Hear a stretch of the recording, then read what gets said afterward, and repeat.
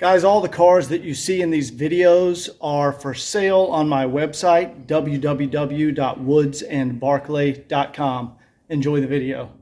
Hey everyone, welcome back to the channel. This is the next part in the video series on the 1985 300D.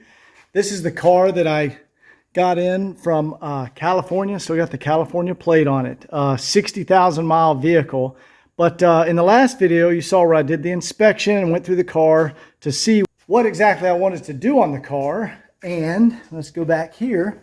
I have got all the parts in. So let's take a look at our parts. Okay, here's everything we have. And guys, there really wasn't a whole lot I needed to do on this car. We'll start over here. This is the Bosch primer pump. That's the primer pump that goes into the ejection pump. Those are common failure point on these cars, so I'm going to change that. There's the crush washer. Here are the shifter bushings. I want to change those to tighten up the shifter. This is some original Mercedes. That's from the dealership. Diesel return hose. Right here, these are the flexible transmission lines on the front of the car.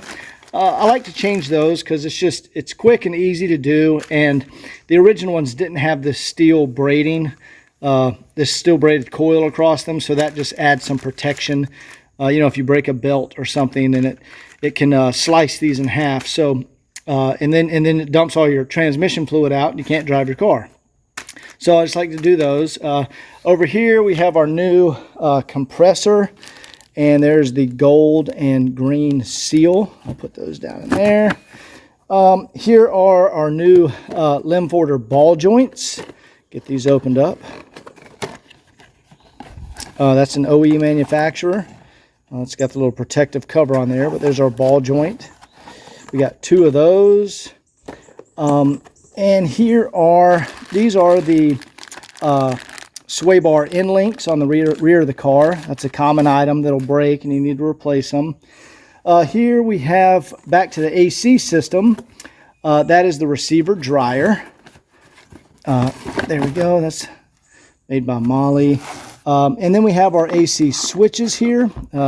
There's the high pressure and I think low pressure switch.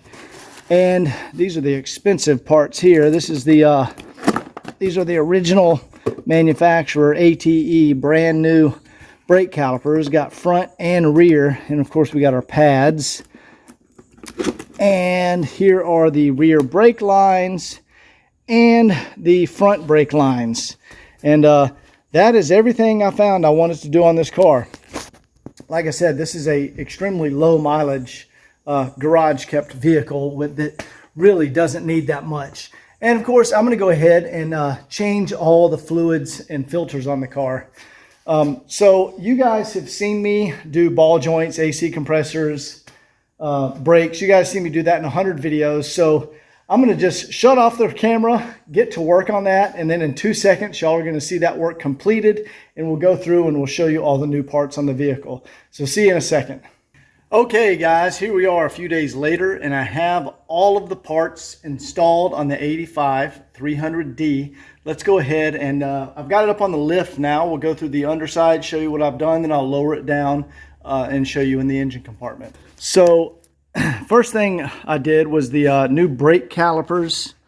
These are brand new ATE or ATE calipers. The rotors on here were actually, I think these were replaced by the previous owner because there's actually no wear. There's no lip, no wear in the rotor. You can see I've also taken off the dust caps and re-greased the bearings. And let's go back over to this side. You can see we have new brake hoses installed, new brake pad wear sensors, new brake pads. And then let's go around here to the back side, and you can see there are now fresh ball joints installed. And we'll flip around right here. I've put in all new belts, new AC compressor, and recharged it with the original R12. And then right here you can see I've put in the new flexible transmission cooler hoses here and here. Of course you can see the caliper over here, new caliper, new hose, new ball joint. All this is sorted on the front of the vehicle. Now, if we go back here, just to be safe, I went ahead and drained the tank and installed a new tank strainer. That's like your primary diesel fuel filter. It's just a coarse strainer in the tank with a new hose. And of course, you can see the new sway bar end links. Again, new hoses, new calipers, new pads. Of course, these rotors back here are good. There's no reason at all to change the rotors. And you can see it's still a little wet there where I serviced the differential. Oh yeah, I forgot. I also serviced the transmission. Now this is a California car, so I'll put in the correct California filter and pan gasket and drain the torque converter. All new fresh fluid. Yep, see the new caliper, pads, sway bar end link, new hoses. Now let's go ahead and lower the vehicle, and I'm going to show you under the hood.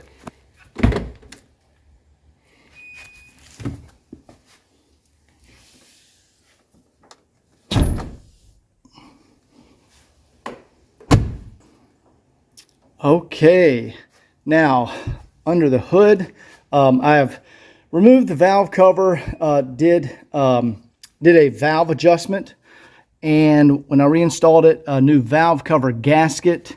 I've also installed all new diesel return hoses. Those are the genuine Mercedes. That's the good stuff. And down here we have, let's see, there we go. We have a new primer pump that I installed with the correct O-ring, and we've flushed and replaced the brake fluid. And what I want to do now, gosh, there's probably, oh, over here, I did replace, that is a new AC receiver dryer with all new switches. Gosh, I'm sure I'm leaving something out. But what I want to do now, I want to do an oil change, and I want to change the main fuel filter and the little pre-fuel filter right down there. I want to get those changed. So let's go ahead and do that. Okay, we have our main fuel filter, our pre-fuel filter, our main oil filter. And guys, today I'm going to show you guys something special. We're changing up the type of oil we use here at the shop. We are now using Lubrication Engineers Monolec engine oil. This is 15W40, and it's for diesel engines. I don't know if a lot of you guys know, but I have a racing background. I used to compete in the Optima Batteries Ultimate Streetcar Series. And the oils we used were made by Lubrication Engineers. And we specifically use these, for example, I have a whole 5-gallon pail of transmission fluid from them.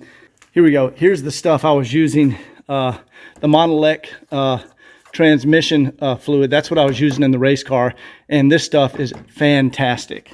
Is because they had higher heat resistance and they lasted longer. They didn't break down under the harsh conditions of racing. So the other day I reached out to Clay over at Lubrication Engineers, and I'll put a website link and Clay's email.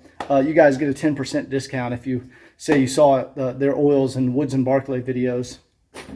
But I reached out to Clay. I was like, hey Clay, I'd like to use y'all's stuff, y'all's oils in these diesel Mercedes. Will you send me some, please? And these guys are so cool. They sent me a 50-gallon drum of their oil. And I was like, man, that's awesome. So guys, this stuff is going to give the Rotella T4 a run for the money. Their stuff is outstanding. Like I said, I used it in my professional race car. So if that tells you anything, this stuff is awesome. So I'm going to go ahead and we're going to fill this up with the Monolec 15W40 Lubrication Engineers. Here's the website and how to get in touch with Clay. And guys, this stuff is absolutely fantastic. I'm going to start using it in all of our vehicles. So thank you. Big shout out to Lubrication Engineers. Thank you for sending me the oil. Okay, let's go ahead and start by removing our oil filter cap with a 13mm. And I usually just set these right up on the core support on the front of the car. When you kind of push the lines out of the way and you gotta finagle this past the hose. There we go. There we go. And then I kind of rotate it, and you can get that thing out of there easy. Guys, I don't know why they don't make a lot of engines like this anymore, but we got a handle on the oil filter. You just grab the handle and pull it out. I mean, what a fantastic design. Okay, what we want to do now, you always want to change your gasket around the oil filter. There you go. Take off this old gasket. We'll throw that away. And guys, I like Hengst. That's a great brand. It's actually made in Germany. Man, also a great brand. But we'll set that there. And you see, we get the new crush washer for the oil drain pan. The oil pan. And then we get a new gasket. And we'll just lube up this gasket a little bit with some of the Lubrication Engineers Monolec 15W40.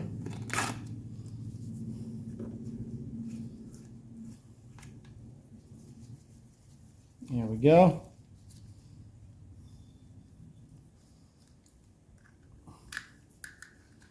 And let's put our new filter on here. All right, that's ready to go back in the car. First, let's get the car up and let's drain the oil.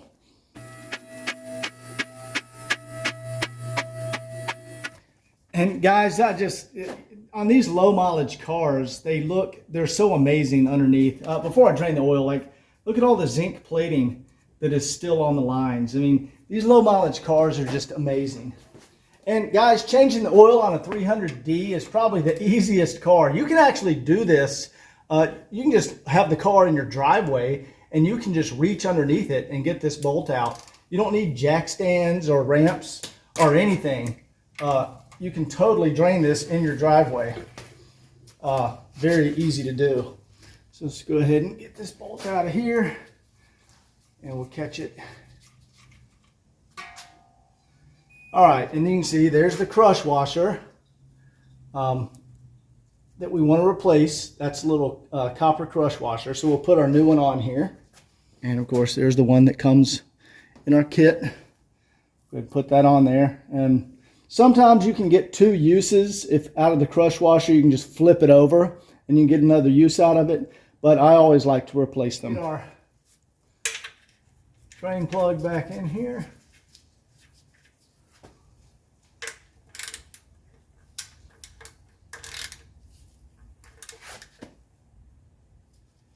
Okay, first let's get our filter back in here.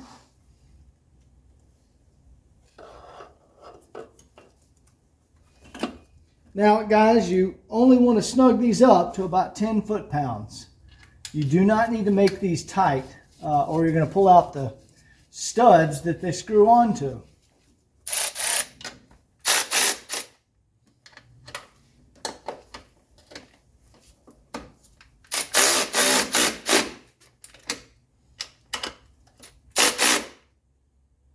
There we go, guys. That's all she needs.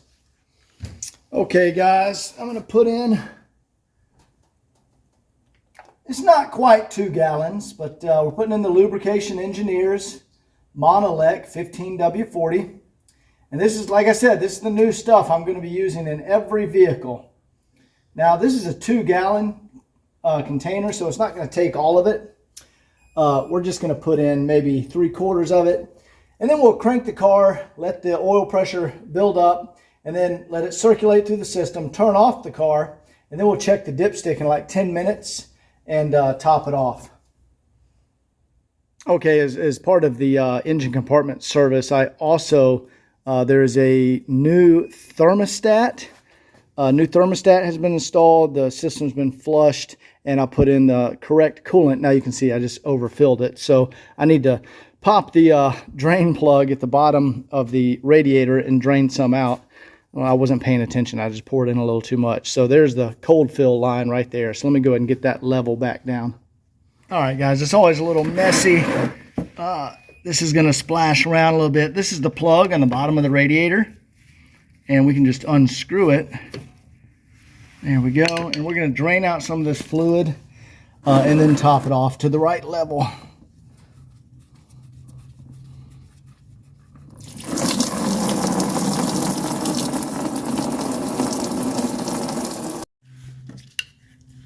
Okay, I let it drain for like 3 seconds there. And let me just tighten it back up here. And then let's go look up top. Boom. Wow, I got lucky there. Look at that. It's exactly on the line now. While we're waiting on the oil to settle so I can check the level, I want to go ahead and pop out the first aid kit, and I want to open up and clean the fuel level sender. That's a common thing on these cars. The bobber in the fuel level sender will get stuck due to just gunky old diesel buildup. So I always like to take them out and clean them just to make sure they're not going to get stuck. So I'm going to record from outside the car here, and you guys can watch how I get this out.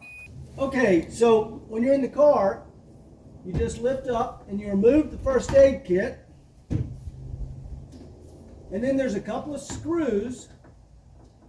You can undo the screws and remove the box that the first aid kit sits in.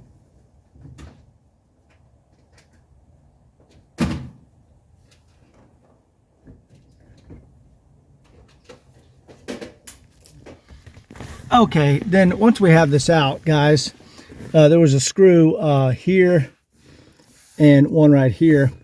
But now we just need to unplug the fuel level sender. And you set that plug aside. And then we have a special tool. It's a socket. And we can put that over the top of it. And then I can get that guy out.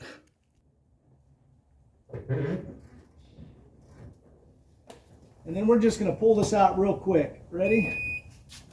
There we go. Okay, here's the fuel sender. Now there's a bobber in there that moves back and forth. And, after 40 years, the gunk from the diesel fuel collects in here and makes that bobber get stuck. So we're going to clean it out, make sure this thing isn't all gunked up. And most likely we're going to see a bunch of gunk in there. Okay, here's the little special tool to remove it. It's just a screwdriver with a slot in it. And there's a slotted nut right down here. There we go. There we go.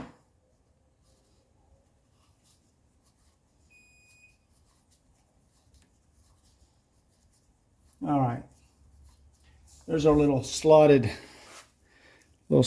nut there. See, it's got, see those little slots in there?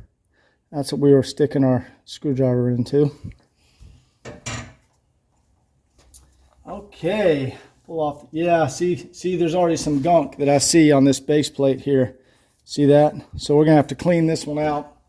That is what I expected. So let's go ahead and pull this guy out of here.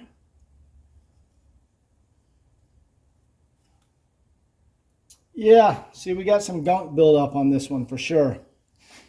See all the, see if you can get in here and see that. See the gunk down in there? So the bobber appears to still be moving. So it's not as bad as some of them, but that's just 40 years old. It's never been cleaned. So we're going to clean that out. Now, you have 3 wires here. You can barely see them. There's a copper one and 2 aluminum ones. Those, the 2 aluminum ones, I think, guide the bobber. And then the copper one sends a resistance ohms measurement or reading to the fuel gauge. And that's what gives you your fuel level. So let's just set this aside. You don't want to break those lines. And then we're going to open up our parts washer and clean this stuff up. Okay, let's turn on our parts washer. And first we're just going to get down in here real good. Get all that gunk out of here. And it's not necessary, but I like to use a little Scotch-Brite and just clean up the tube.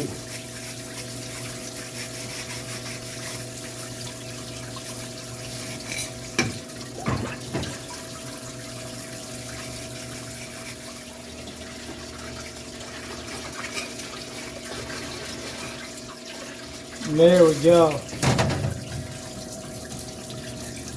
Now you can see down in there that's perfectly cleaned out. So let's clean the other pieces now. And this one's the one you want to be delicate with. And you can still buy these from Mercedes. If you break yours, you can actually buy them. It's not like they don't make them anymore. But there's no reason to buy one because they don't break because of the sludge. You just clean out the sludge and you're good. They break if you break the wires. And if you're careful, you won't do that. And sometimes I use this tool and I just clean that shaft right in the middle. Make sure there's no gunk on there. There we go.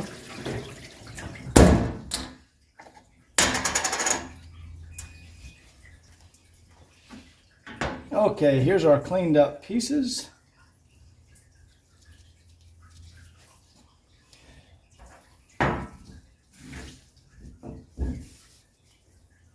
Let's go ahead and reassemble this. Now we have a notch right there that has to line up with the notch. There we go.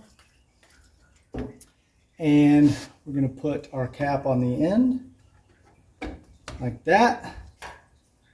And then we'll put our base plate and then our retaining nut on there. There we go. And now it works perfect and it's all clean. Let's get this back in the car and check our fuel gauge.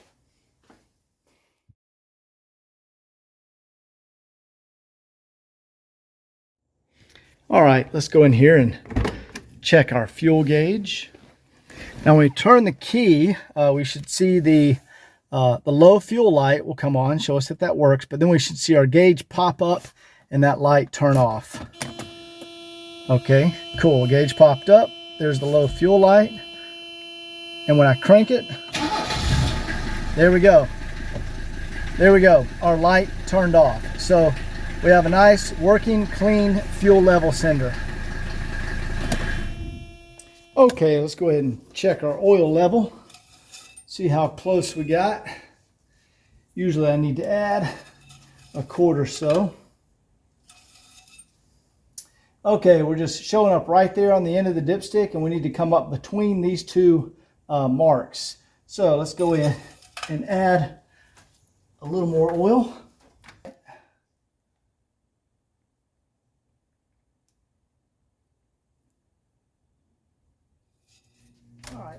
We are right between the two lines on the dipstick.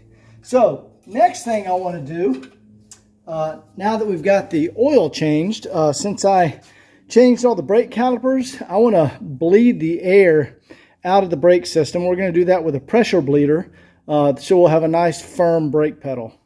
Actually, before I get into bleeding the brake system, let's go ahead and change our pre-fuel filter and our main fuel filter, because I already have these out right here. Here's the main filter.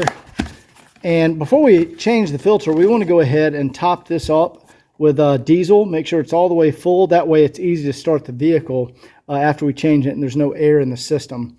And then we'll need a little stubby screwdriver, like that one right there, to change our primary or our pre-fuel filter.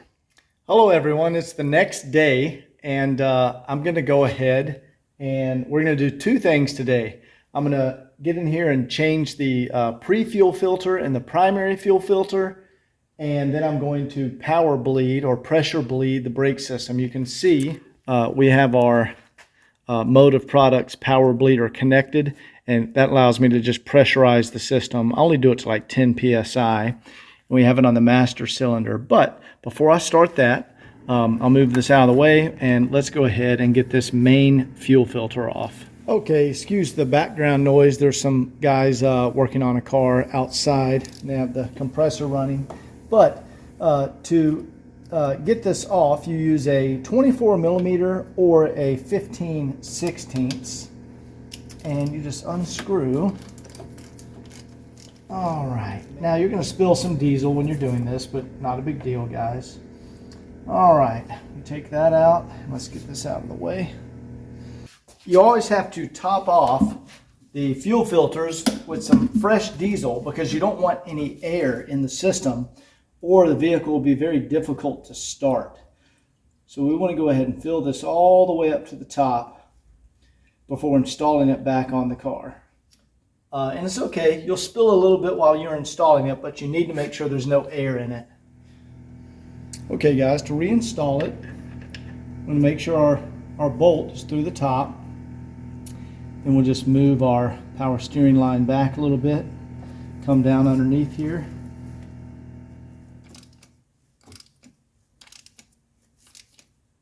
All right, there we go. Want it good and snug. Okay, you can see this one is, see it's dirty, how it's black, that old nasty diesel in there. But down in here, see if I can zoom in. There is a bolt right there, see the little clamp? And then back here on the back side of it, see there's a bolt right there on the back side. You guys can barely see that. But I have to undo those little hose clamps and then that pulls right out. Now it helps to have a short stubby wrench when doing this so you can get down in there and there's room. Okay, once that's loose, before we remove it, you want to go ahead and make sure you have your other one in your hand because you don't want to spill too much diesel, but you're going to spill some. And there's our little, there we go, there's a little filter in there. And these are clear, so you can see when they get dirty. You can just watch them. Another sign when you need to change these, you'll be driving down the interstate, and all of a sudden, you can only go 40 miles an hour, and your pedal will be all the way to the floor. There's your sign that you just need to pull over. Always keep one of these in the glove box, and just change it out at the gas station, and then get back on the road. That's a symptom of a clogged pre-fuel filter. All right, there we go. See that? I don't know if you guys can see that dirty filter there. And I'm going to get diesel everywhere. We'll just throw it out on the ground.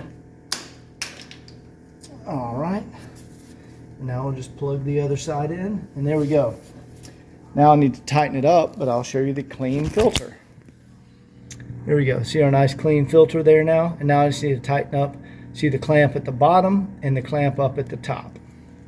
Now this is where you use your primer pump to fill up. There we go, there's a good decent view there. We're gonna press our primer pump. Let me get my hand around here so you guys can see. And that will pump diesel. See how it's filling up the filter? There we go. I'll just do it about 10 or 15 times, but do about 30 times to make sure the system is nice and primed so we can easily crank it up again. Okay, let's go ahead and fire up the car and see how good we did about keeping any air out of the system.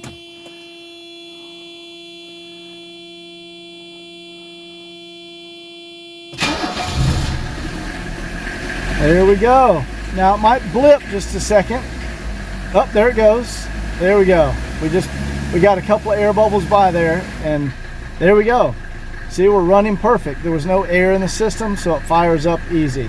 All right, let's now go up and bleed the brake system. And there you go. See our nice clean filter there and our nice new main filter. All right, so to bleed the brake system, you know, I have all new calipers and hoses, and I just want to make sure there's no air bubbles in here. Now we want to have some brake fluid available to fill up our reservoir because we're going to pump some fluid out of the system. And what we want to do here, we're going to pump this up to about 10 psi. You don't want to go much more than that because you can damage the seals in your system. Okay, there we are. We are at 10 psi here. Now we want to start with the passenger rear caliper, and then we'll go to the driver's side rear caliper, then the passenger front and the driver's front. You want to start as far away from the master cylinder as you can and work your way up to the master cylinder. Okay, I'll see if I can record this. You just see I have a tube and a simple, I think that's an old paint cup, but we just want to break this loose. And you can see our fluid is pushing through. There's one little bubble, another couple little bubbles. So we're just getting any bubbles out of the system. And it's just draining right there into my can. There we go. So there are only a couple little bubbles there on that one. So we'll just tighten that back up. And then we're going to move over to the driver's rear. Okay, here we are over on the driver's side. And I'm just going to crack that loose. There we go. And we can see a couple of bubbles coming out there. There we go. Put a little cap back on there. Now let's move up to the passenger front. Now, as you're doing this, you want to make sure your reservoir doesn't go dry. See, we've dropped our level here. The front part of the reservoir is for the rear of the car. The back reservoir is for the front. See, the back is still full, but we dropped the level down significantly for the rear. So we need to make sure we top that off with fresh fluid. But let's go ahead and start on the passenger side, and then we're going to drop this reservoir here just a little bit. All right, let's go ahead and crack the bleeder here on the passenger side. There we go. Got a couple of bubbles that just came out. There's a couple more bubbles. Let me adjust my hose here so I don't spill this on the ground. All right. Looks like we got most of the bubbles out there in that first, when we first cracked it open. There's a couple of more. That's good. No more bubbles. We'll tighten that back down. Okay, here we are on the last side here. Crack that bleeder open. Oh, there we go. Got a bubble out right there. And that's really it. This one little bubble. So I think we are good on the brake system now. Let me snug that back up. And you can see we didn't take much fluid out of the front, just a little bit to get a couple of bubbles out of there. But what we have to do now, you can see the rear reservoir and front reservoir have dropped down a little bit, so let's go ahead and top this off with fluid. All right, guys, so remember, brake fluid is highly corrosive. You do not want to get any of this stuff on your paint, so you want to be very careful. So we're just going to top this off, get the reservoirs both filled up again, and then we are done bleeding the system. All right, the final service we want to do is get the power steering fluid out of here. I'll just detach a line down there and drain it out. But one of the most neglected items on these cars is the filter, the power steering fluid filter. So,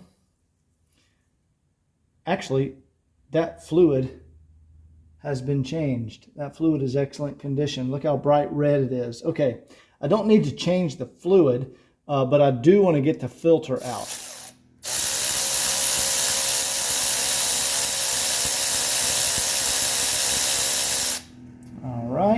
There's a spring, the retaining spring, we'll take that out. There it is. Okay, there is a fresh filter in there already. Okay, and yeah, that is a man filter. So that's fresh fluid and fresh filter. So I don't need to change that. I guess the previous owner had done that already. So let's just drop that filter back down in there. All right, we'll just put the cap back on and nothing needs to be done there. Okay, that was easy. That wraps up the service. The last thing I want to do, I had put in 2 cans of R12 when I recharged the AC system, but it takes 3 cans, or right around 3 cans. So I want to go ahead and get the car cranked up, turn the AC on, and I want to put in 1 more can of R12 to top off the Freon in the system. So let's go ahead and do that now, and then we will put the wheels and the new tires back on the car. All right, guys, I have like 7 or 8 cases of this stuff. Here's the original DuPont Freon. This is R12. Guys, this stuff is readily available on Craigslist. I mean, they made like billions of cans of this stuff. And you can easily get it. Jump on Craigslist, just type in R12. So I got the can tap on, and we're just going to plug this straight into the low pressure side and go ahead and charge in 1 more can. All right, guys, before you can charge the system, you want to crank the car and put the AC on high, and then we can connect up our can.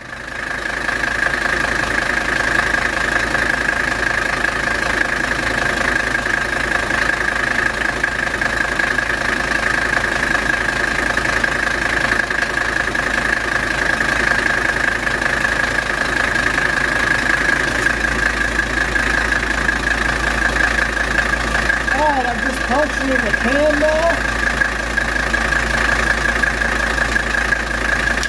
There we go.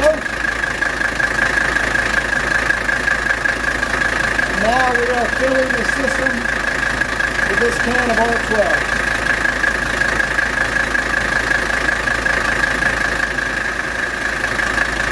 There we go. I'm just going to let it hang off the front of the car there, and that'll take a couple of minutes to charge up.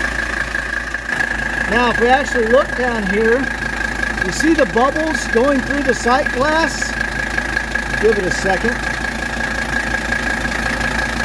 There you go. You see a few bubbles? Once the system is topped off, we won't see any bubbles anymore. Okay, we're done topping off the system, and the AC is R12 ice cold. R12 is no joke. And we can see our thermometer here. We've already dropped down. It's dropping, and it's at 40 degrees right now.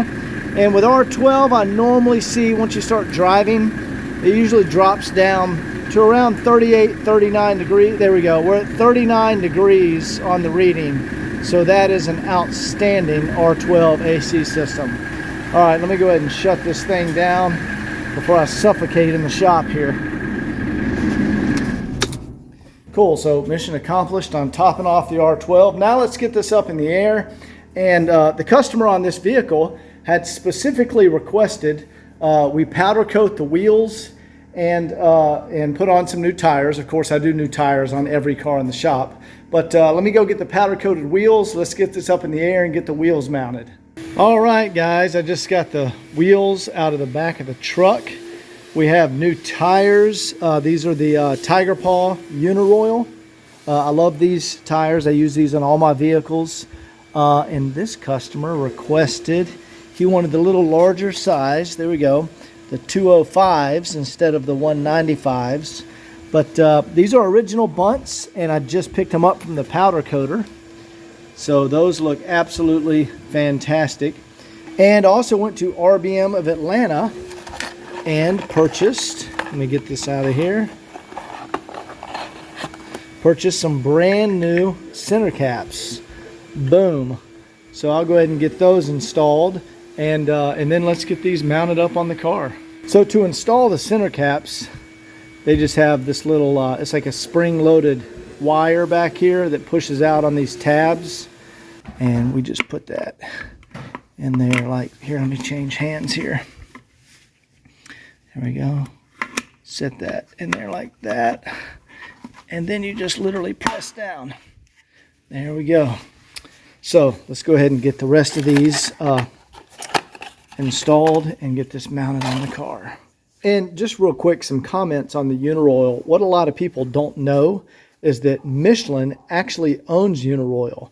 Now, Michelin quit making the Defenders, the Michelin Defenders, or the Michelin branded tires about 3-4 years ago, but they own Uniroyal. So that's just a different branding actually made by Michelin.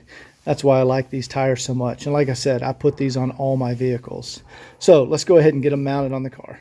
All right, I'm going to show you a little tool that helps when you're mounting these.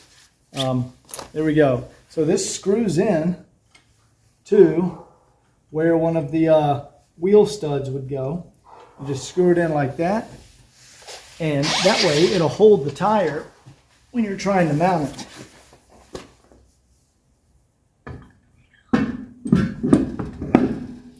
There we go. See, it holds it on there, and there's not a risk of it falling off, because sometimes these will fall off on you. Now, guys, these are the original lug bolts, and check this out. They're not even corroded or rusty at all. That's a California car for you right there.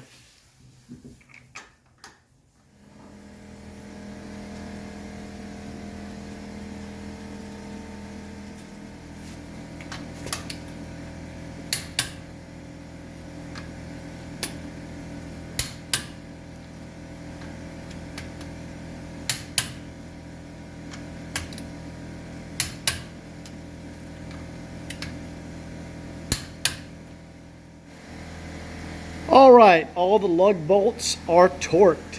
And guys, that's it for the service video on this 85 300D. What you saw in this video spanned over several days, but hopefully I've been able to get it into like a 15 or 20 minute video. Anyway, so this car does not need paint correction. This car was kept in a garage its entire life, so I don't need to take it to Scott to do paint correction. So I'm just going to personally buff and polish and degrease the engine compartment and buff and polish the paint. And then this car will be ready to go, and you will see the walk around video next. So hope you enjoyed it, and we will see you in the next video. Take care.